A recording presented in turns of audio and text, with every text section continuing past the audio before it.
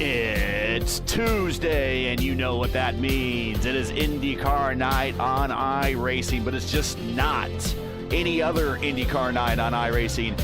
It is the Tuesday top split before the big fixed Indy 500 weekend coming up in just a few days. Hello again, everyone. I am Gary Gatto. Welcome to P1 Broadcasting signature presentation of Round 8, Week 8 of Season 2 of 2026 of the IndyCar Oval Series Tuesday night top split, coming to you from the world's greatest virtual race course, my hometown, the Indianapolis Motor Speedway.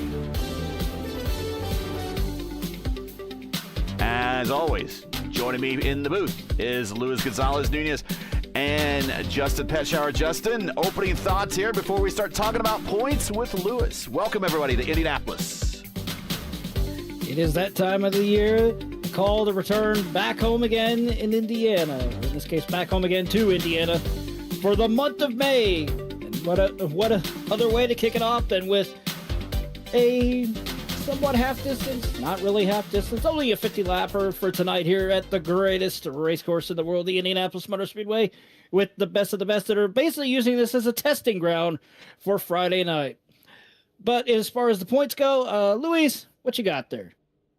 Well, it's getting kind of weird what is happening on the standings, because Andy Kulkerbauer is over by 134 points, and Robert Maleska in third place with 6 races started, 392 points behind on third place. Andy raced yesterday the 2 first, and he finished on top 5 in both of them. So he won points, pretty good, 4.3 yesterday, both of them, won by Jason Brophy, both of them. So I think Andy is going good, but until Maleska had to run out the last 4 rounds we have so far for now. But it is here, and also it is in the pole position so far, Robert. So let's see what's happened today. All right, let's get the starting lineup in. And as tradition goes, on the pole, it is Robert Maleska, and apparently we've already had a protest lodged for the end result for pole position, courtesy of Brendan Trost. All he said was, this is stupid because of the engine warming that we all have to do. Starting on pole, it is Robert Maleska. Starting next to him on the outside will be Jacob Oster. Starting third, Jason Brophy. Starting fourth, good to see him back on track again, it is Adam Blocker. And of course, starting fifth, it is Brendan Trost. Sixth, Munoz. Seventh, Logan Edwards. Eighth, Justin Fortson. Ninth, Brian Campbell. 10th, Jeremy Miguel. Caleb Brashear, 11th. 12th, the prodigy, Indy Kirkenvalley. 13th, Akila.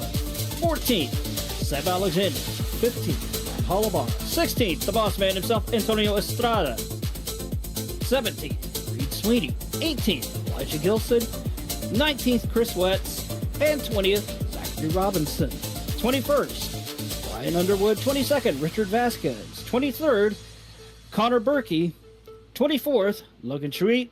And rounding out the 25 car field with no time whatsoever, it is Kyle Abramson. That is your 25 car field for 50 laps around the greatest race course in the world, the Indianapolis Motor Speedway, to kick off the month of May. And guess what, folks? We are having training paints issues again. So we're going to try to do this on the fly. And while I do this, I will let these guys call the opening action, and hopefully we will get through this first lap nice and clean. Don't you love by the it when way- turning paint has issues? By the way, sorry, I said weird, but it's not weird. It's really, really intense, the championship so far, but it's not weird. But the weird is both the Robert Maleska don't show up in the last couple of races, but for sure it's gonna show up if we win today, because the Triple Crown. If we win Yes. today, it's gonna be the chance. Yes, he of the has. last race. He's the only driver eligible for the Triple Crown. He won earlier in the season at Pocono. And the final race of the season for the Triple Crown is the last race of the season at Auto Club. Here we go. Green flag. Call it. Already underway here at the Indianapolis Motor Speedway, and a good start by Robert Malechka. And it looks like that was Brian Campbell there that had a good run. No, correction, it was Jacob Oster that had a good run underneath on the outside of Jason Brophy now. But here comes Adam Blocker on the outside of Jason Brophy as they come off of turn 2. And 3 wide already as they go towards turn number 3. They're down the back straightaway. It's going to be Adam Blocker for now, but he goes to the high side. He's going to try and clear Robert Malechka. I don't think it's going to be enough. Side-by-side contact. Trust all the way up near the wall through turn 3 and 4.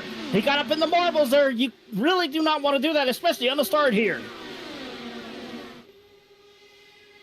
How we call it, the fourth horseman? Yeah, in the top 4 for sure.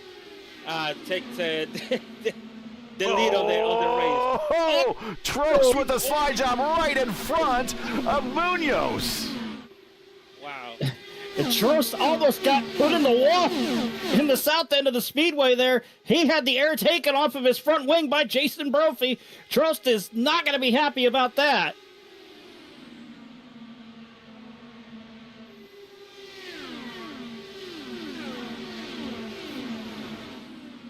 Another thing to also consider here, that right rear tire, from what we've been hearing over the course of the run, if you abuse it too much, the tire temperature will spike to almost nuclear level, should we say? Okay. And we haven't talked about conditions here. We'll bring up the tree and give everyone what the tree looks like in the running order. Here are your weather conditions. Again, 109 on the track temp. Not quite what we'll see for race day. Race day typically is in the 120s.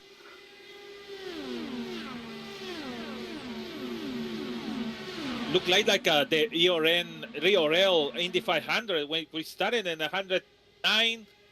They went to 110, 20, and then he went down to 115 or something like that. Blocker around Malechka, as these two will continue to work together to try to pull away from this pack.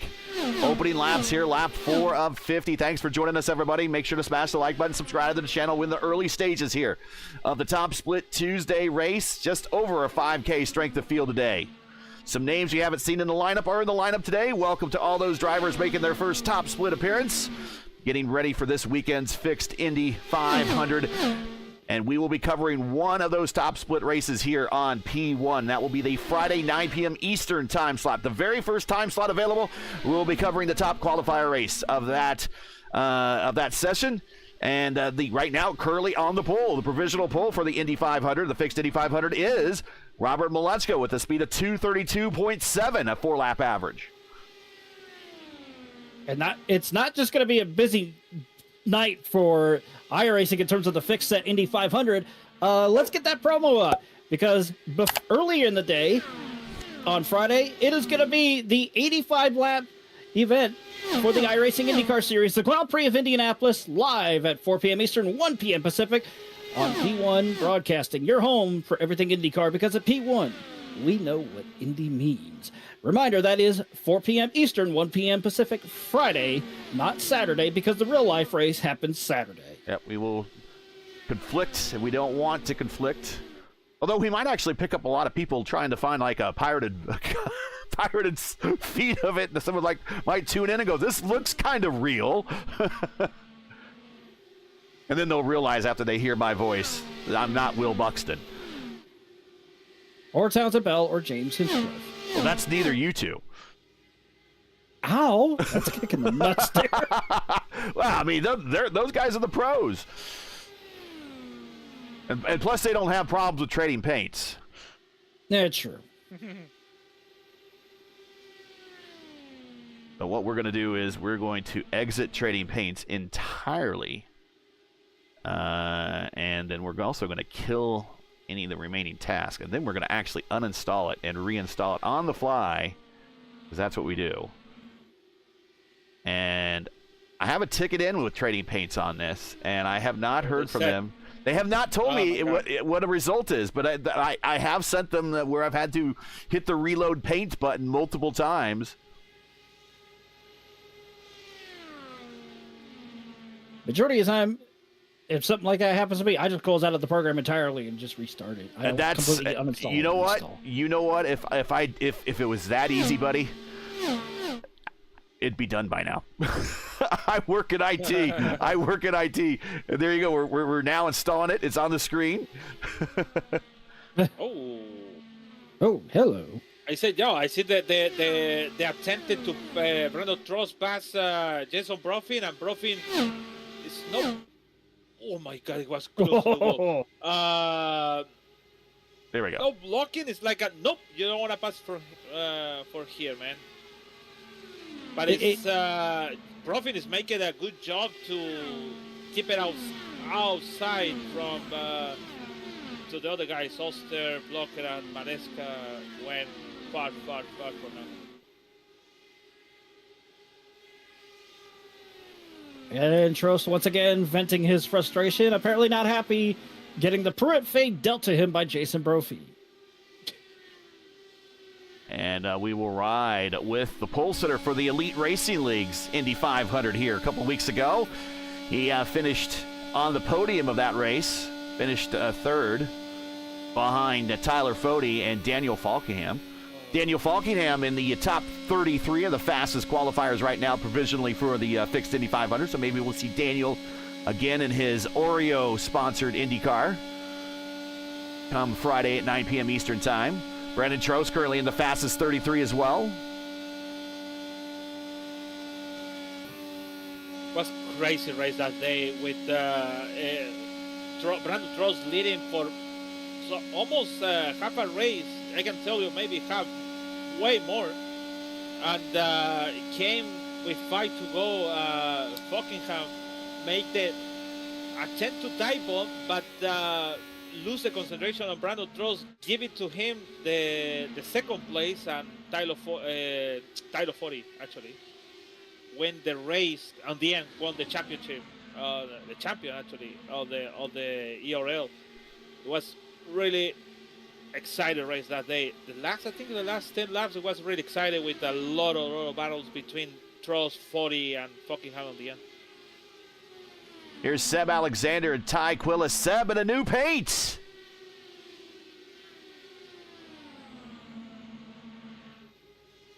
Seb Alexander in new paint? Oh, actually, no. It's Reed Sweeney. Sorry. I thought that was Seb. Seb now. Sorry, Seb in the same old paint. That's good for him. Now I don't have to learn a new car. Right in front of him, Caleb Brashear, Logan Edwards, teammates from I5G, part of the new I5G team, or new team members of the I5G team. Swapping positions, and now Logan back into the grip of Seb Alexander, who goes to the inside in turn 3 here, and he will pick up the position. So moves Seb up now 2 spots up into 12th. Logan Edwards, unfortunately, is falling back some. He is down 6 spots. He is I hate to say this about Logan because I have a great deal of love for Logan, but he is your biggest loser of the race, losing 6 spots. Your biggest gainer of the race right now is Indy Kirkenbauer, who is currently 33rd in the fastest 33 for the top split broadcast. He currently sits 9th on the racetrack right now. He is up 3 spots. He was also in the Elite Racing League Indy 500, started from the rear of the pack because he's not a regular season performer. He's an Indy-only entry for the Elite Racing League, and he got himself a top 15 finish there, so he managed to work his way up. But he is your biggest gainer right now. And, folks, I really think this is kind of how, as we see a little bit further back, Reed on the inside of Logan. Makes me wonder maybe if Logan tagged the wall a little bit, and he is now hemorrhaging speed. But I think this is really how our 500s are going to be. This is, Lewis, this is very reminiscent already, 14 laps into this thing, how the Elite Racing League Indy 500 started off. It got strung out and single file very quickly, and there wasn't a lot of passing, and it's mainly because of this tire model and the fact that this hybrid is kind of making things difficult to pass. Yeah, actually, they went way more faster than before, and we saw it that day in the URL. Then the save fuel, Brandon Tues went away. He do the push race like he always liked it, but the difference was so separate now. And especially now, it's really separating between Ulster is separated, Blocker is separated, Robert. Maybe it's just we don't want to be close. Even Brandon Tues, I think they give up to try to attempt to Jason Broffin to attempt it, because he basically said I think that's what I have, and they stay in the 5th position.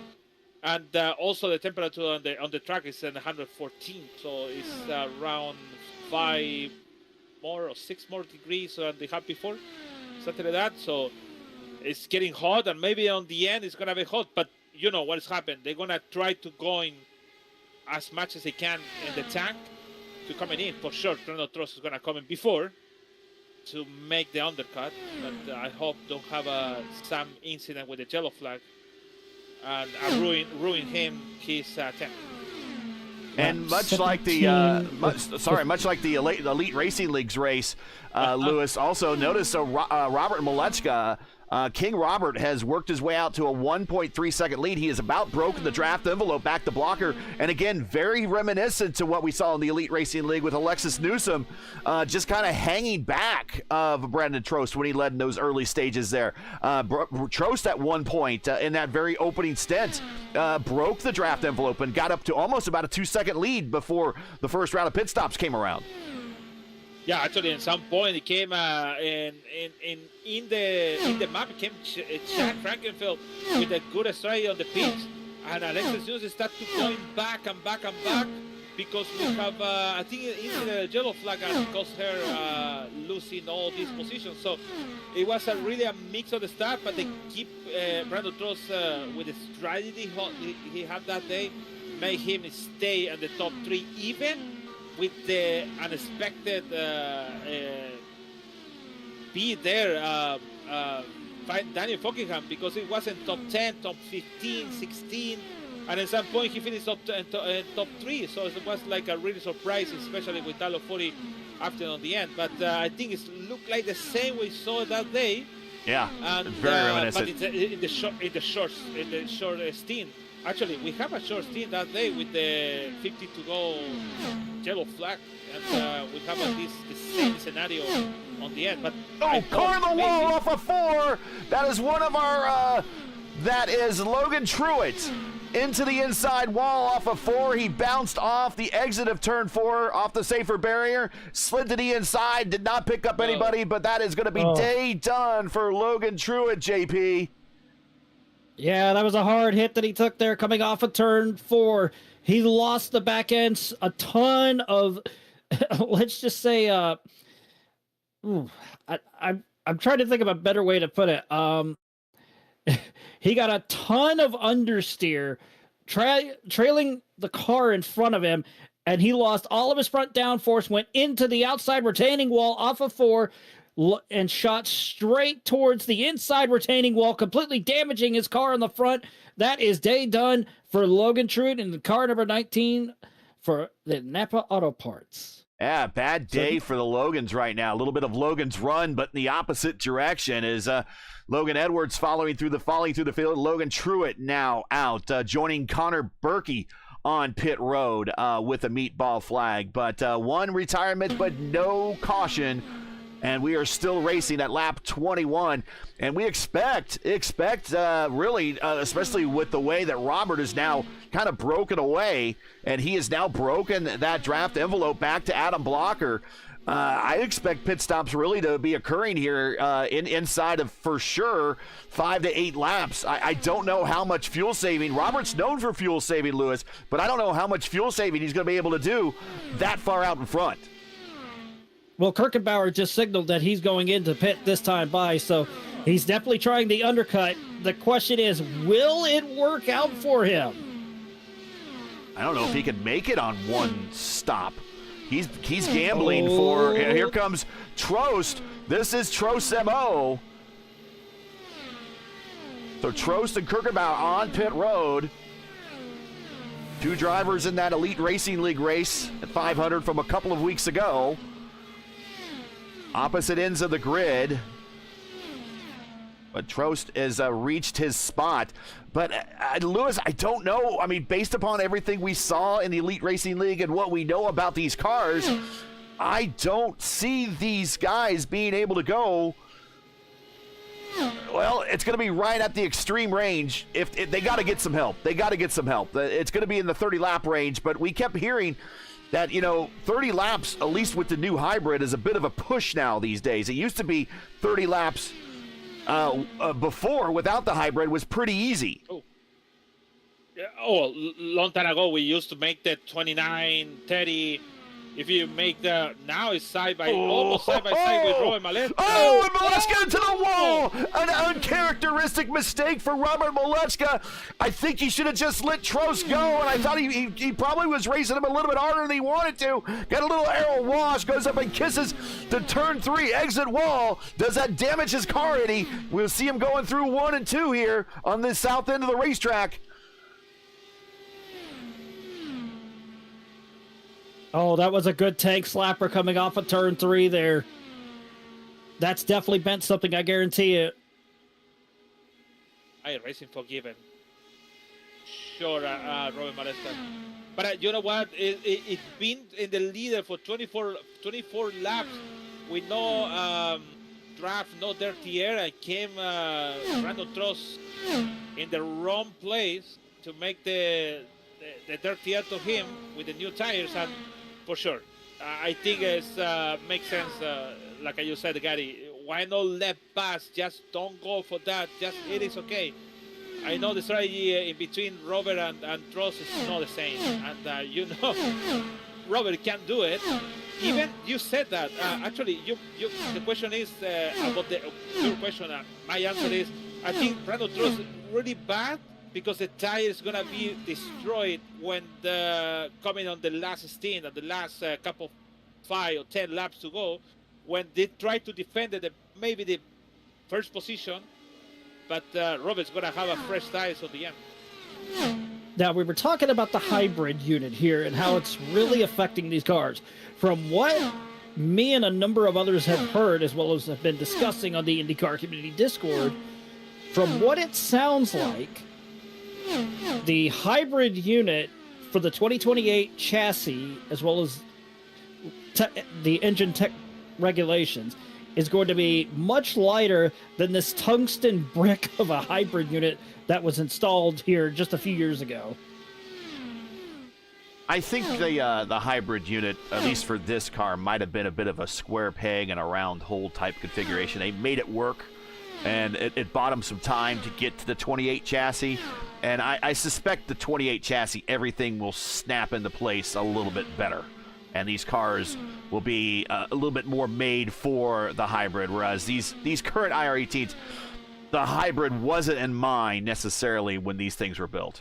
Keep in mind, the base tub of these cars dates back to 2012. Yeah, with the DW12. By the way, interesting days. Jason Broffin exit to the pit, and he exit behind on the Brandon Trost. He is at 1.1. So I can tell you, Trost is going to be close to the Ulster, maybe a little bit close to the Ulster, and maybe even close to the blocker. So who knows? We're going to see when it's coming to the pit.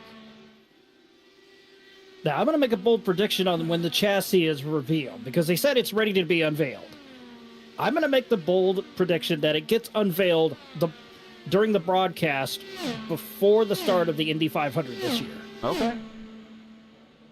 because that's when you're going to have the most eyes on the broadcast, television broadcast, and it's going to sell people what the future is going to be for IndyCar. The leader of the pit. Ty Quilla defending against Reed Sweeney to the inside. Sweeney tried to pass on the outside as Robert Malechka in the pit for his one and only scheduled stop. Remember, also on pit road is Tristan Fortson and Brian Campbell. Also on pit road, Guillermo Miguel, also in the top 10 in points. But remember, these guys have tire limits. They have 3 sets of tires. They start with 1 in the car, 2 in the pit, so they will be going to another set of tires. If there's a late caution, you might see some of these drivers come down pit road and throw on that last set of tires. Also on pit road, former winner here in the IIS is Matt Hollabaugh, as he missed his marks, unfortunately. Has the roll back, but he hits the marks. He's up on the jacks, getting a new set of Firestone Firehawks and Shell Racing fuel. Also on pit road, Adam Blocker's scheduled stop at lap 29. So a lot of these guys now that are now in the lap 30 neighborhood, anything past 25 or so, should be good to go to the end. Those that pitted closer to the 30 window might have a small fuel save going on. We shall see. Jacob Oster is now your leader. He is just by virtue picked up the lead by staying out. He goes to the inside of Ryan Campbell. Campbell will be at the racetrack this weekend and next weekend and the following weekend, working on tire changing for Dale Coyne's team. Here comes Jacob Oster in the pit road, along with him Jaden Munoz. 2 Pro Series drivers here in the top split. Seb Alexander coming to pit road. Go ahead. We were talking about Matt Hollabaugh. His pit entry, I thought, I caught it out of the corner of my eye and I watched him. I thought he was going to bin it going into pit road by hitting the pit wall. Luckily, that didn't happen, but a very close call for Matt Hollabaugh. El Patron, Antonio Estrada picks up the lead while we're waiting for pit stops to cycle through. Zachary Robinson in the, that's an old Jimmy Johnson throwback. Buddy, we can get you a more current livery if you need one. He's currently in second. Chris Wetz is back in third, and Robert Malechka is cycled out now, and he is ahead of Blocker. But you're right, Lewis. Trost is ahead of Brophy and Oster, and he's a little bit closer to Blocker this time. It is close, 1.2. Surprised when he exited the pit. Even with the accident, Robert Malechka was 3.2 ahead of the Brandon Trost. Now it's 2.4 ahead of the Adam Blocker. I can tell you it's 2.4 now, actually. Yeah, with Chris Wetz leading the race. So it's gonna about time when the Jason Brophy is gonna make the pass. Maybe he tried to 5 or 2 laps ago. 2 laps ago, and he couldn't. So, but the lead of the Robert Malechka, even with the incident he had in the wall, it is crazy the performance Robert Malechka and now is leading basically 2.4 over the Adam Blocker. This is the 71st race throughout the iRacing Indy Fixed and Indy Oval lineage at Indianapolis. Believe it or not, been here 71 times. Last time we were here, Ty Quilla beat Jesper Dahlgren by 0.2 of a second. Strength of field was a 52.03. That was season 1 of 2026. Season 4 of 2025 was Caleb Brashear when he bumped his way or got bump drafted to the line and won that race by 0.11 of a second over Jesper Dahlgren as well. Seb Alexander finished third in that one. And then in season 3 of 2025, Phil Kraus, who we will definitely see at some point here and for fixed weekend. Caution is out. Chris Wetz. Oh, exit on the pit road. Oh, no.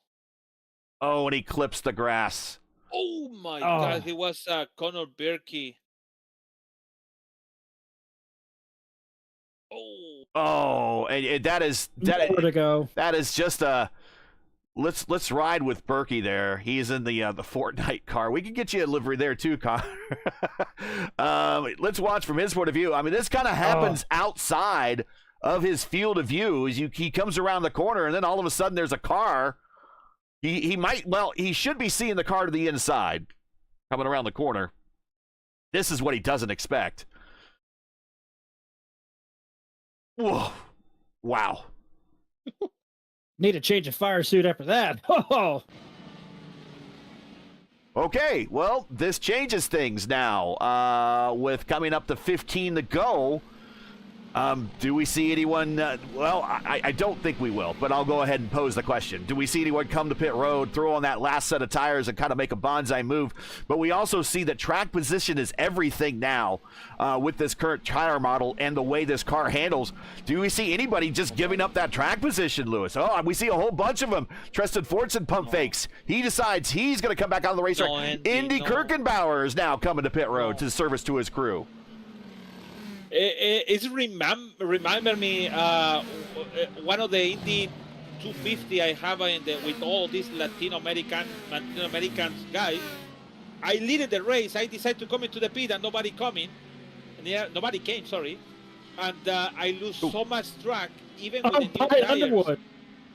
Even with the new tires, I couldn't pass the other people. It's really, you put the key word. His position, track position is better. You have to keep the track position. Even Brandon Trost stay out. Yeah. He have a 13. And I see the race before I follow Brandon Trost and also Oster. And Oster swapped with Brofin to try to catch Brandon Trost. But, well, the yellow flag came out. So it's going to be about the time again. Jacob Oster is going to make the pass on Trost and put back Trost on the close to Jason Profit. But bad decision on Andy Kirkenbauer with 60 to go. Maybe going to get some position, maybe top 10. But after that, it's like the tire is going to get ripped down. okay. Y'all have to go and look at Brian Underwood and his pit stop just We saw it. Yeah, he went cockeyed into the stall there. He's and they serviced it. And they still managed to get it serviced, and he made it out. He is running the or at least Mick Schumacher did run the Liquid Death livery earlier in the season. I don't know if that's exactly Mick Schumacher's livery, because I think that Liquid Death has been around a while. But if you enjoy P1's coverage of the IndyCar Oval Series Tuesday night top split and respect the stream, please do us a solid. Make sure you support us by subscribing. And while you're at it, don't forget to smash like and click the bell so you miss out on future P1 iRacing broadcasts. Don't forget, it's a big doubleheader Friday coming up, 4 p.m. Eastern time. We'll be on the road course for the IIS. So we've already mentioned that. That's going to be the top split broadcast for the IIS for the week. And then that night, 9 p.m. Eastern time, right here on P1, top qualifier split of the fixed Indy 500. And that will kick the weekend off right. And don't forget to watch many of these same drivers later in the weekend on Saturday, when they participate in the big iRacing broadcasted top split for that edition of the 500. There are 4 500s this weekend. 1 on Friday night, 2 on Saturday, and 1 early in the hours of Sunday. And that's you only get 4 chances to run the 500. You can qualify and you can race as many of them as you want, but you only get 4 chances.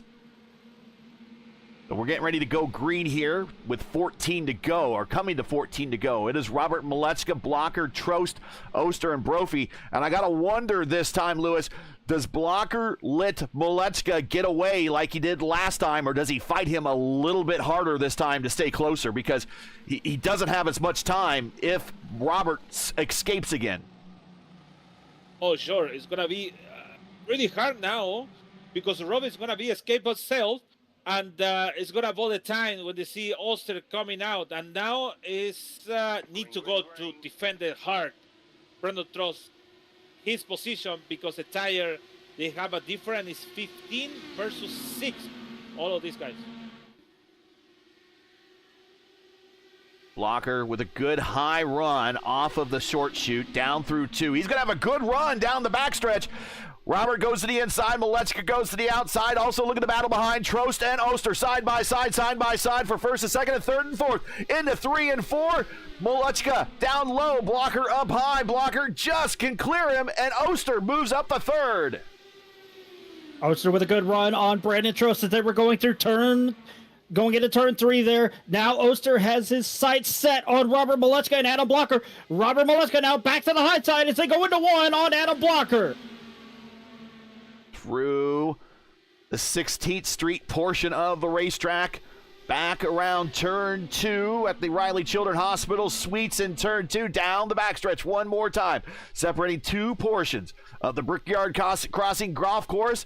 And speaking of crossing, we watch them cross the traffic left and right. The snake proceeds down the backstretch into turn 3. Malechko with the lead, then Blocker, Oster, Trost, and Brophy. Your top 5 is the top 5 already, is kind of starting to settle in to what we've seen before. But Blocker's still not giving up as we head down the front stretch. Blocker's still trying to maintain that separation there with Robert Malechka now, but Oster has thrown his hat into the ring and says, hey, I'm here at the south end of the speedway. He's going to try and use that draft coming up in turn 2 with a little bit of hybrid power now down the back straightaway as they start snaking again. Trost is in the wall. Yeah, and Brophy is going to take the position. He's coming faster also, Brian Campbell on 7. We'll see what happened here. Trost looks like he just missed the mark, and he gets out into the gray, and that is a little bit of a tank slapper, and he's going to lose a lot of momentum there and a position to Jason Brophy. And now here comes Brian Campbell. I think Trost's car might have some damage. Yeah, it was a good tank slapper as he was coming off a turn 2 right in front of the suite. The Riley Children's Hospital Suites there, but now battle for the lead once again as Adam Blocker got the pass done on Robert Malechka, but Robert Malechka sliding off the backstretch, gave him Miguel into the inside wall. Here we go, caution. No, he's going to tow, but this is going to be painful for him in the points, especially in a 5K strength of field, and he needs to tow. He just needs to tow. There he goes.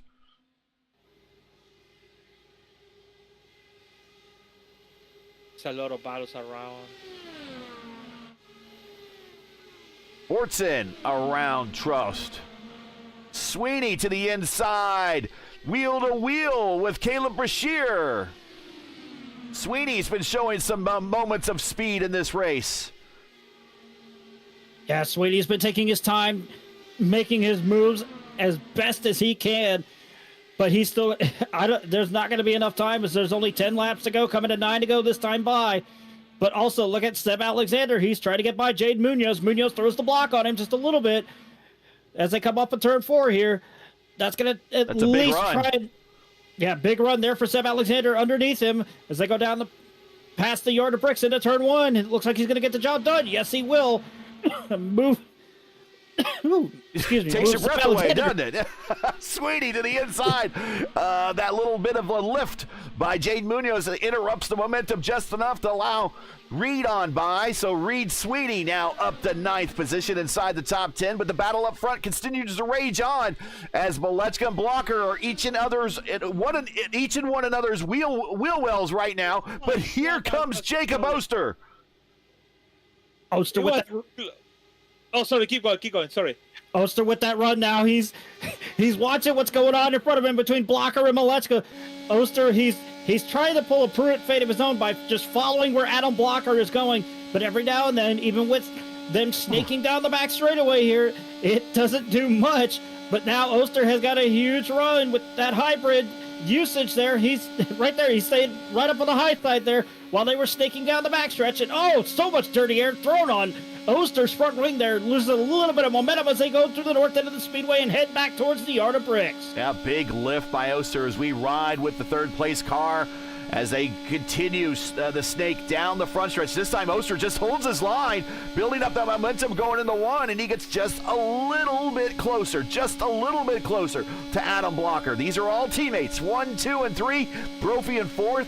The only one that's going to break the great wall of a power slide right now is possibly Brian Campbell in 5th if he can get around Brophy and interrupt the top 4.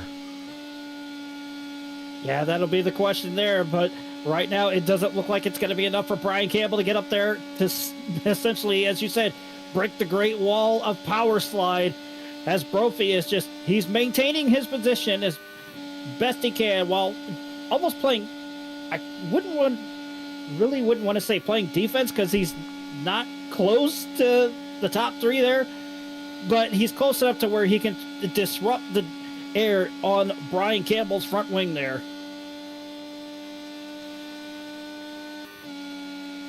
Watching out the gearbox of Blocker. on Jacob Oster. 6 to go, coming to 5 to go here in Indianapolis. Make sure to smash that like button, subscribe to the channel if you're not done so already. Thank you for joining us tonight. This is your prelude to the big top split race that we will have 9 p.m. Eastern on Friday night. Top split, the top qualifier split of the fixed Indy 500. Oh. Almost had a caution come out courtesy of Elijah Gilson. He smacked the wall going through the north end of the speedway there. He was battling hard with Brian Underwood, and now Elijah Gilson is under attack from Zachary Robinson, Elijah Gilson, he's struggling. Let's just put it like that. He's lost a ton of speed. I think he might have some damage, at least on the right rear suspension, possibly. It's the old damage unseen bit that we can't see, that he might look at the line that he took there through the corner. So, yeah, he might not be handling well. Hollow ball to the inside over Robinson, or that's Abramson.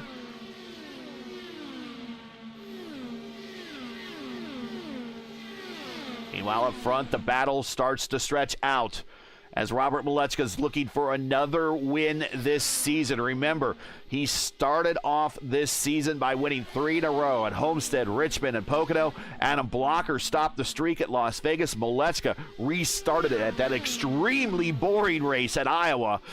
Then the last 2 races have been members of the Alliance, with Clindy, with Rogue Racing winning at Kentucky, and Seb Alexander picking up the win at Charlotte last week.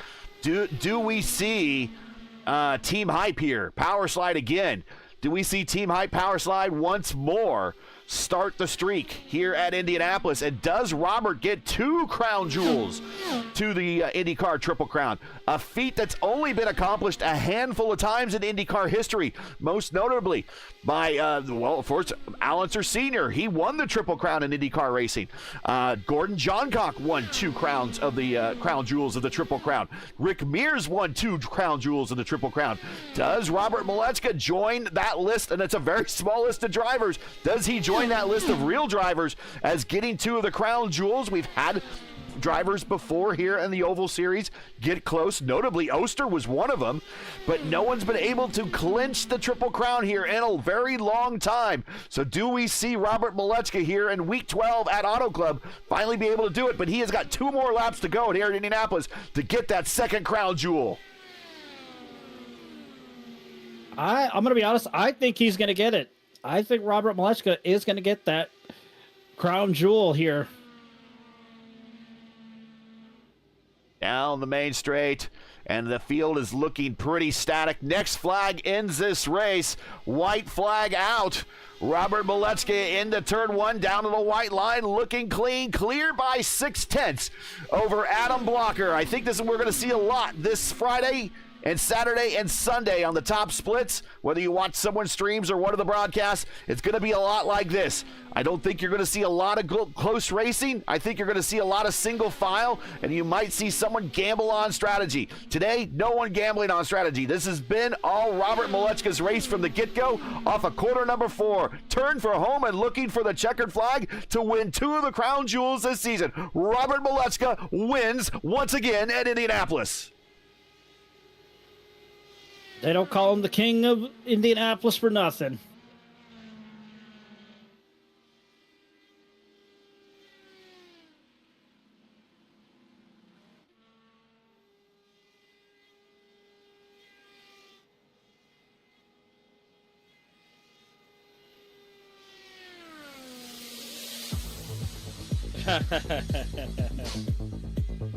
You heard that, right, Luis?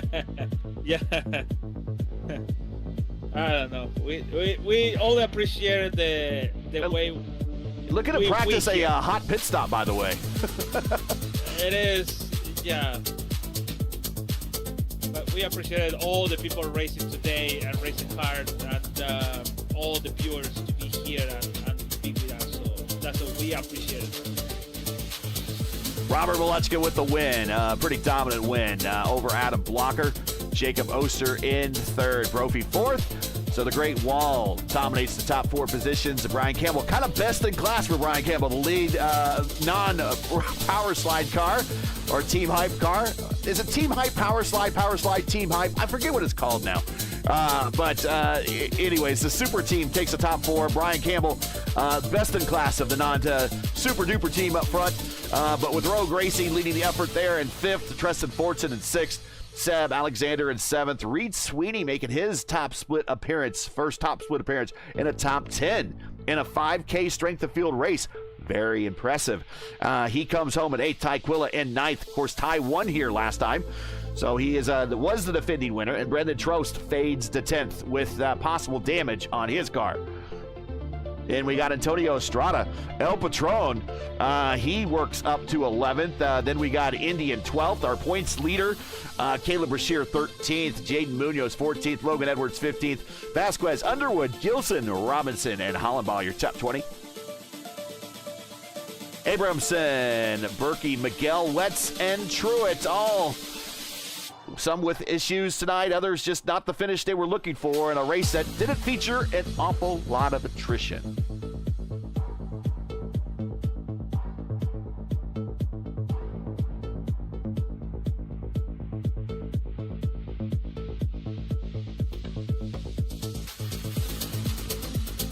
Lewis, who do you think your driver of the race is going to be? I'm going to guess it might be one of the new guys. Yeah, what is the last name? Reed Sweeney. Yeah, Reed Sweeney is the driver of the day with 9th spot. Also, Seb Alexander 7th. Brian Campbell with 4. Ty Quilla with 4. Also 2. Antonio Estrada with 5. But Reed with the stereo 7 is the driver of the day. So welcome, Reed Sweeney. Getting the driver of the day from Luis Gonzalez Nunez. All right, let's get into the interview room here real quick. Fastest lap of the race was a purple lap turned earlier by, I believe it was Ryan Campbell earlier in the race. I brought that graphic up mid-race after he turned it, but he set that in one of the earlier laps. Okay, let's get off the B-roll here. Ow, there we go. I will say this. Go ahead. The wildest moment of the race, Brian Underwood's parking job on pit road. That is the definition of you can't park there. What? You can't park there. Let's bring down Jacob Oster, finishing 3rd today. Here is Jacob Oster. Congratulations, Jacob. I'm going to guess, just based upon how the racing was out there, it wasn't horribly exciting. The opening laps were exciting, I think, when everyone was close, but we get strung out here awfully easy now with this tire model and this car currently, which is going to put a premium on, I believe, on qualifying. And a good qualifying effort for you today. Coming home, started up front and managed to stay up front all day, and coming home in 3rd. But, I mean, talk about how to race here with these, really with this car. It's not very exciting, and it could be a little frustrating out there. What was it like for you? I mean, it's definitely a stark contrast to what we've been experiencing the last couple years, especially what we had in like Pro Series, where it was just a cluster of a pack race. I didn't like that. This is better than that, because this actually takes some semblance of your brain being connected to your throttle and your car setup and everything. It's not just a crapshoot. But, you know, I kind of knew something like this was going to come. We just didn't know it was going to be this bad. And we kind of think that a lot of the reasons for it being like this may be just some of the track conditions, like ambient temperature, and maybe just some parts of the car setup not being optimal for an actual like bigger pack race, you know, at least to give you some swap drafting or something. But it's definitely a challenge. Like, it's good traffic practice. I'm not running fixed 500 this weekend, but it's good traffic practice for open if I ever need it. So it's just good to get back in the mind sweep of lifting and rolling and easy on the throttle. Was there anything, we'll just call this a live scrimmage for you, anything that you learned in this that can be applied down the road, since you're not in fixed, anything you can learn from this race that you can apply to open? I mean, maybe just like how to manage like throttle position, how to manage hybrid regen, things like that, you know, we don't have like any options with hybrid and fixed, obviously, but it just gives you kind of in the work set of knowing how your buttons are, getting yourself reacquainted with everything, because it's a bit different. And like Pro, we didn't really need it all the time. We didn't need it, you know, obviously as much in like open and Hoosier 500. So it's been a challenge to kind of get adjusted because it's really the first week with it. But you know, it's just good practice anytime you get to come here in the month of May. Shout outs, friends, family, sponsors. Anyone you want to say hi to before we let you go? Get back to your practicing and qualifying efforts right now going on before this week locks you into where you're going to start this weekend. Yeah, no, I gotta I gotta go do some race running. Yeah, just thanks to everyone on Powerslide Team Hype, Adam, Rob, Jason for being on the channel. We kind of figured out the tools kind of late for this. We knew Q was going to be of utmost importance, so we just kind of focused on that and kind of ran what we could on the race. Thankfully, Jason farmed yesterday, so we had some data. But you know, just thanks to everybody on the team just for all they've done so far before the month of May and how we're rolling into these next 2 weeks. All right, Jacob Oster, congratulations and best of luck with your planning and everything for the big open race here in about a week or so. We'll see you in another week, and we go to Nashville next here in the Open Series. All right. Or the Oval Series. I look forward to it. See ya. I'll be there probably. See you. Thanks for broadcasting. No problem. That is Jacob Oster. Let's bring in Adam Blocker. And here is Adam Blocker joining us, finishing second today. It seemed like a bit of an effort to kind of get up there and work with Robert. It seems like something we haven't seen in a while with these cars is that the leader can actually kind of break away now.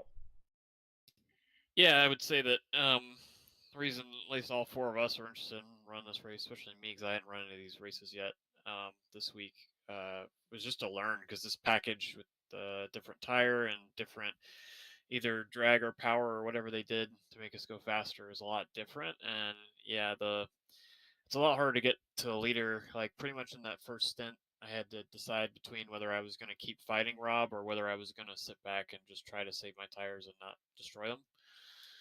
And I decided to play it safe. So, and then yeah, obviously we fought harder in the second run, but yeah, it's definitely a lot different now. So. Let's talk about what you learned about. I did ask Jacob. We kind of use this as a live scrimmage. It's 50 laps. It's a good, drop in the bucket as to how the fixed 500 might go. And if you choose to participate in that, what did you learn that maybe you could apply to the fixed 500? If you're not going to do the fixed 500, what can you use this to apply toward? Maybe the Open 500 or the IAS 500K. Yeah, still not sure exactly. I might be able to do the Open 500, but not sure yet. But probably not going to do the fixed 500. But yeah, I think a lot of the stuff I learned there battling Rob at the end is useful, like just little things on how you use the hybrid and what situations I need to lift more in to anticipate the dirty air, or what situations, I can just kind of go for it. So that was good learning. Yeah, and then just kind of, yeah, I mean, I can't really be too specific, but yeah, just a lot of little things I would say, and ideally I'd do more of these races, and I'll probably, whether I run the broadcast Fix 500, I'll probably run one or two of them just to learn more about this, because we don't get a lot of chances to race before the Open 500, so. Well, congratulations, and of course, best of luck to you coming up this weekend with your Indy Next squad, with your races on the Indy GP course. Any shout-outs, any friends, family, sponsors, anyone I want to say hi to before we let you go, get back to work? Yeah, so I thank the Powerslide guys for working together. Obviously, it paid off with the result, and yeah, just everybody for coming out and supporting the series. So, see y'all sometime. All right, have a good race weekend, and we'll see you the next time. Yep, sounds good. Let's bring in Robert Malechka, and here he is. There is Robert Bleska in the booth here. Congratulations, another dominant day. But we're seeing a bit of a different Indianapolis than we've normally been used to seeing in the past. You were able to break away a little bit there in the first stint. Do you think that's going to be a regular occurrence? And what can we kind of expect now that you've gotten a little bit of a, like I said to the other guys, kind of a little bit of a live scrimmage? What can we expect for the fixed Indy 500 this weekend based upon what we just saw here for 50 laps here this evening? Yeah, I'm just going to be blunt with you. It's pretty terrible. The setup was disastrous. There's no adjustability in it. In traffic, you're over the threshold on the rear downforce, so you can't use weight jacker. Yeah, it seems like whatever change they did, it's way too extreme. Like, it's worse than real life, which I think we're all for making it a bit more realistic, but this is like real life on steroids. So, yeah, pretty piss poor job by iRacing. Yeah, this is honestly a bit of an embarrassment. Nothing's going to be entertaining whatsoever. So, yeah, that's kind of my opinion on it. Well, and you're currently provisionally on the pole for the fixed 500. I'm going to guess, based upon what you said, and that has been my hypothesis as well, that everything rides on qualifying and track position. I mean, not necessarily. I mean, I will say, like, the one decent job they did was, like, tires do matter.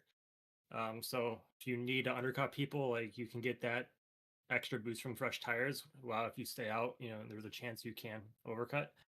But I mean, it will be colder. I mean, I think we were 10 degrees Fahrenheit warmer than what we will see on the weekend. So, I don't want to be too negative, even though my comments earlier were pretty negative. But maybe with the 102 track temp, and we could maybe open up, another half lane and at least get a few cars closer where the tires don't die after 5 laps. So. Well, we've seen it as high as 120, and I think the conditions have been already kind of made known. We're not going to see as high as 120. So you think that the cooler temperatures might open a possibility for a little bit more entertaining racing over 500 miles? Maybe. I mean, we'll be going a little bit faster, which will, in turn make the car just a little bit lower, but it's going to be pretty difficult, I think, for the entire race to at least make, pass, 4 or 5 cars in a stint. Yeah, just there's, like I said earlier, there's no adjustability when you're in traffic. So, best thing you can do is maybe work with the bars, but when you adjust the bars right now, they do absolutely nothing. So, like, the rear bar is completely useless. So, yeah, I mean, I guess we'll see, right? But if this was any idea on what it's going to race like, it's just going to be slightly more closer. So instead of the 1.5 second gaps, we're going to see probably 1.2. Okay. Well, again, best of luck. You're still currently on the provisional pole with about an average of 232.7. With your average right now. So best of luck there. Shout outs, friends, family, sponsors. Anyone want to say hi on this big win, getting back on the winning streak or the winning ways for the season? Yeah, congrats to Adam and Jacob and Jason for P4. I think we're pretty dialed in this year with not only the Fix 500, but also, we've been working hard at Open. So, so that's really the big prize is the Open 500, but and the Fix 500 is also just a great solo achievement as well. So yeah, another week and a half for when things get real for Open, and keep working towards that goal. All right, congratulations on the win tonight. Best of luck on the rest of your fixed Indy 500 week, and we'll see you in a week or so if you're in the lineup there for Nashville. But definitely we'll probably see you in the Open Indy 500 broadcast that we'll have next Friday as well. Yeah, thanks, great. Together. Yeah. Guys, doesn't sound like that this weekend's race is going to be terribly exciting based upon kind of what we've been hearing from some of these drivers here on these podium interviews. I think track position is going to mean everything. I think qualifying is going to mean everything. And we heard Robert say, well, not necessarily. from what I saw, at least for the top 4, qualifying was everything. Beyond that, not a lot of people were making up very many spots. Campbell made up 4. Treston made up 2. Seb Alexander made up 7. Sweeney made up the 9 to get into the top 10. Ty Quilla only up 4, and Trost down 5. So not a lot of passing. Normally we see someone with double figures making it from the mid pack into the top 10 and up into the top 5 sometimes, but not this time. So maybe we're going to see a bit of a different 500 this Friday night. But Justin, your thoughts on today's race, and then we'll throw it over to Lewis about how the points are going to shape out and his final thoughts about conditions of this top split race. But Justin, go ahead. I think much of what Robert said is what my opinion is.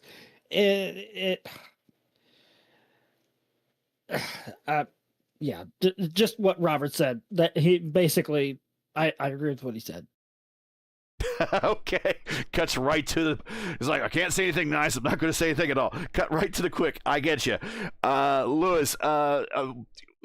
Projected point situation and your thoughts. You will be in the booth with me, I believe, for the fixed 500. So on Friday night. So what are you kind of expecting? We've sat through a fixed 500 with the Elite Racing League, and this looked pretty identical to that. Yeah, it wasn't. Well, that day nobody complaining. Nobody said, "Oh, very bad," and just happiness. Disappointment for sure. Trust that day, happiness on the Taylor 40, and Buckingham said, "This is my first experience, so it was pretty hard but difficult, but he found a way to catch it on the front." And if Robert said it's pretty bad, for sure it's something they had to catch and figure out on the end. I think the name simulator, I think, is going on the IndyCar because it's making more realistic, like it's in the real life. We don't know. I don't know. The only know is maybe Campbell knows a little bit. Blocker knows also, sure. But the only people knows is the people driving in the real life and driving like a Richie Hearn driving at that time in used to in his times, or what else could be sometimes Tony Stewart when he used to race in the IndyCar in that time too, in iRacing also too. But the only people knows about the sensation is the people racing in the real life. So if the condition of the race is gonna be like this in the race for this Friday and Saturday, or the entire week actually, I think it's gonna be pretty boring. But the only thing is about the take it is about the winner finally won Indy 500, whatever is the split, for sure win the top split, and the top one is gonna be amazing. So, but it is what it is. I think is iRacing need to take a note. All of this complaining does make it great. This company take all of this and make it feedback and find the way to put everyone happy on these races, and don't make it too much difficult. To be honest, it's like here Robert Maleska said something is not right, and if you fix it with that, you can fix the car, and now it's useless. Well, something is really bad, and make it more difficult for everyone. Thinking about it, if you want to race it for the first time with this car, and you make it this difficult, it's like you know what, it's so difficult. You know what, I'm gonna go to the Skip Barber, or I'm gonna go to whatever. Go race trucks, yeah. Or maybe to the other one, or the other side is way not easy, but it's less complicated for this. So glad to have all these people racing every single week and make this show pretty good for us. So in the championship, Robert won 295 points. He have 6 weeks started, so means he's gonna be 97 behind on the IndyCar Oval because Andy didn't win 19 points today, and it's gonna be close. And we still have Nashville, Kansas, Gateway, and the last one, the Auto Club of Fontana, California. in the last one for Robert win the Triple Crown. So who knows gonna happen? Yeah, I think that's it. See you Friday at 9 p.m. for the Indy 500 fix it. Yeah, let's give everyone a reminder of these races that we got coming up. Here is the fixed Indy 500. That's what the thumbnail looks like for the fixed Indy 500. That's 9 p.m. Eastern time this Friday night. 9 p.m. Eastern time this Friday night right here on P1. It is already posted on the channel. You could set a reminder to it. We will cover the top qualifier split, not the top split by iRating, but the top qualifier split. So all of the fast guys, the fastest 33, we will be covering that first time slot, 9 p.m. Eastern this Friday. Then we will actually kick off the week. And this is, for Justin. Justin is our IIS ambassador. We're actually kicking off the week at 4 p.m. Eastern time with the top split of the IIS at the Indy GP. So that's going to be a little day-night doubleheader here on P1. 4 p.m. Eastern time on the road course. Then we will transition into the night and go 9 p.m. Eastern for the fixed Indy 500. That's all right here on P1, and that you have all there. All those sessions are already posted on our channel, and all you have to do is hit the button to set the reminder, and you will be reminded right before we go live and right as we go live for those big events this weekend. Let's get on out of here. Give everyone back to Tuesday nights.